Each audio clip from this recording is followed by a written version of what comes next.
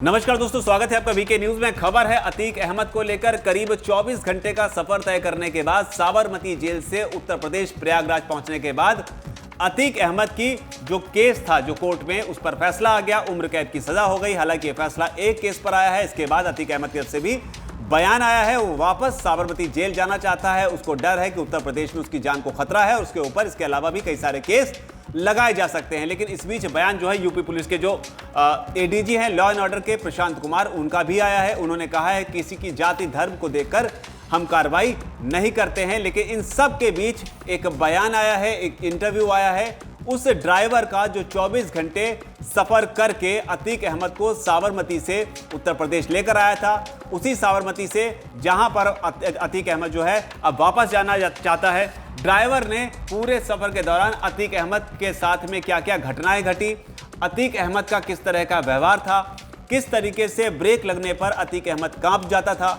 और किस तरीके से वो ड्राइवर से रास्ते भर एक तरह से गिड़गिड़ाता रहा कि भैया गाड़ी धीमे चलाओ, मैं डायबिटीज का मरीज हूं। क्या कुछ बताया है ड्राइवर ने, वो आपको सिलसिलेवार तरीके से पूरी बात बताते हैं। दरअसल जो ड्राइवर अतीक अहमद को साबरमती जेल से यूपी लेकर आया, उसका नाम जो है वो परशुराम है।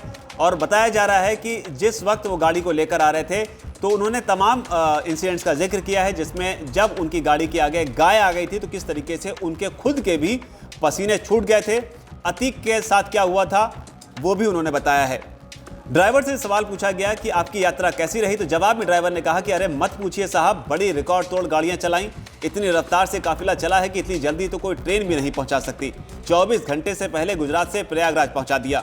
तो दिलचस्प जवाब दिया यहाँ पर परशुराम ने। आगे उनसे सवाल पूछा गया कि गाड़ी जो है वो आपने अकेले चलाई इतने लंबे सफर पर, तो इस सवाल के जवाब में परशुराम कहते हैं, हाँ, पूरा सफर हमने ही तय किया, कोई और साथ नहीं था। बीच बीच में तेल भरवाने के लिए गाड़ी रुकी, अतीक के कहने पर गाड़ियां रुकी। इसके अलावा कहीं भी सोने के लिए गाड़ी जो है वो नहीं रोकी गई। इसके अलावा परशुराम बताते हैं कि अतीक डायबिटीज का मरीज है। वो गाड़ी में बैठा तो घबरा रहा था क्योंकि उसने बैठने से पहले ही कह दिया था कि ये लोग मेरी हत्या करवाना चाहते हैं। उसके चेहरे पर डर नजर आ रहा था। रात में जब हम तेजी से गाड़ियां चलाने लगे तो उसने हमें टोका और कहा, गाड़ी धीरे चलाओ, हम डायबिटीज के मरीज हैं। इसके बाद ड्राइवर ने वो वाकया भी बताया जब गाड़ी से गाय आकर टकरा गई, जिसका वीडियो भी सोशल मीडिया पर काफी वायरल हुआ था।